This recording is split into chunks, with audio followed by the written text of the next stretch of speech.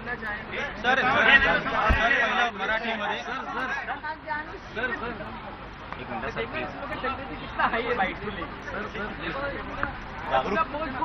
जागरूकता आहे की नाही? सोया तुम्ही मेरा मराठी सर करायचं का?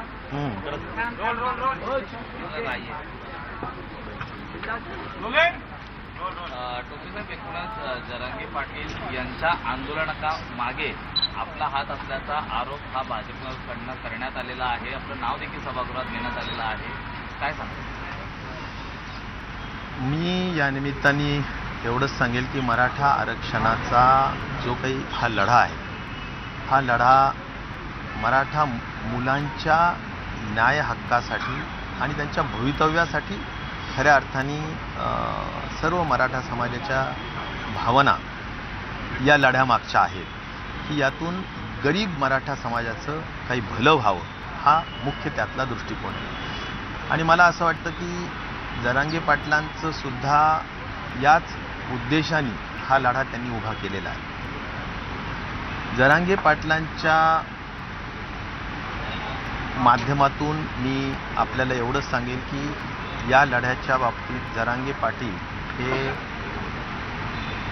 त्यांचा जर पूर्व इतिहास आपण जर बघितला तर हा सतत त्यांच्या कदाचित त्या जीवनाचा ध्येय म्हणूया आपण, किंवा त्यांच्या जीवनात एक त्यांचं सातत्याचं त्यांचा प्रयत्न म्हणूया की मराठा समाजाला आरक्षण मिळवून द्यावं, या दृष्टिकोनातून ते आज त्या ठिकाणी काम करतायत असं नाही. त्यांची एक शिवबा नावाची संघटना आहे. त्या शिवबा संघटनेच्या माध्यमातून ते मागच्या अनेक वर्षांपासून ते काम करतात. आणि मला हे सांगितलं पाहिजे की सगळ्यात महत्त्वाचं, मी स्वतः ज्यावेळी पालकमंत्री होतो जालना, आणि मी ज्यावेळी सरकारमध्ये होतो, ज्यावेळी उद्धव ठाकरे साहेब माननीय मुख्यमंत्री होते, त्या काळामध्ये सुद्धा त्यांनी कदाचित त्यांचा सगळ्यात जास्त मोठं आंदोलन आणि सगळ्यात जास्त मोठं उपोषण त्यांनी त्या काळात केलेलं होतं. मला सांगितलं पाहिजे, साष्ट पिंपळगाव असो, त्यांनी 105 दिवस उपोषण केलं. 105 दिवस. मी पालकमंत्री होतो त्यावेळी. आणि या उपोषणामध्ये साखळी उपोषण काही होतं आणि काही आमरण उपोषण टाईप पण सगळा विषय होता. त्यानंतर परत त्यांच्या त्यावेळीच्या मागण्या होत्या की नाही आमचं ते हौतात्म्य पत्कारलेल्या मुलांना सरकारने कबूल केलं, 10 लाख रुपये द्यायचे, तुम्ही दिले नाहीत. त्यावेळी त्यांचं म्हणणं होतं की यांना नोकऱ्या देण्याचं मान्य केलं होतं, दिल्या नाहीत. किंवा सारथीच्या संदर्भातला विषय होता आणि आरक्षणाच्या संदर्भातला विषय होता. हे सगळे विषय त्यांचे होते. मग त्यावेळी अशोक चव्हाण साहेब या समितीचे अध्यक्ष होते, त्यांना घेऊन या. पालकमंत्री असताना 105 दिवस एका उपोषणाचं मी सांगतो, त्यांचं एका आंदोलनाचं. आणि त्यामुळे त्यांना मी तिथं घेऊन गेलो. मग त्यांचं समाधान नाही, मग मला मुख्यमंत्र्यांना भेटून मला हे सगळे पैसे कधी मिळणार ते बघा. त्यावेळी उद्धव ठाकरे साहेबांना मी विनंती केली की बाबा तुम्ही त्यांना वेळ द्या आणि त्यांचं ऐकून घेऊन जे काही प्रश्न असतील ते सोडवा, कारण ते समाजाच्या दृष्टिकोनातूनचे आहेत. त्यामुळे तेही माननीय उद्धव ठाकरे साहेबांनी त्यांना वर्षावर वेळ दिला आणि ते प्रश्न सोडवण्याचे प्रयत्न केले. आता मला हे म्हणायचं की या सगळ्या संदर्भांनी त्यांचा हा लढा चालू होता, हे फक्त मला सांगायचं आहे.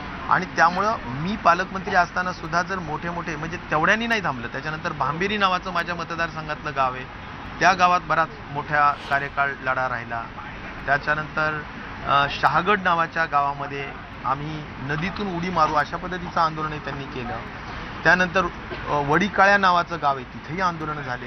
मी हे मुद्दाम या ठिकाणी सांगतो की बाबा मी पालकमंत्री असताना जर हे आंदोलन झाले तर याचा अर्थ एवढाच सांगायचा की जरांगे पाटील हे मराठा आरक्षणासाठी नेहमी अग्रेसर असतात, आहेत आणि होते.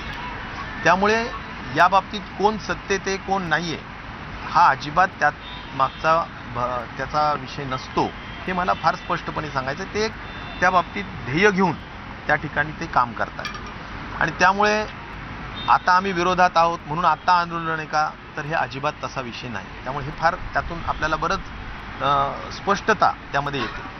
मग राहिला प्रश्न की जे आंदोलन करतायत साधारण जरांगे पाटील साहेब, तर त्या जरांगे पाटलांनी सुद्धा मला वाटतं नेहमी वेळोवेळी सांगितलं की त्यांचा कुठल्या पक्षाशी संबंध नाही, ते मराठा आरक्षणासाठी बांधिलेत, त्यांचं ध्येय तेवढंच आहे आणि ते मिळावं ह्यासाठी ते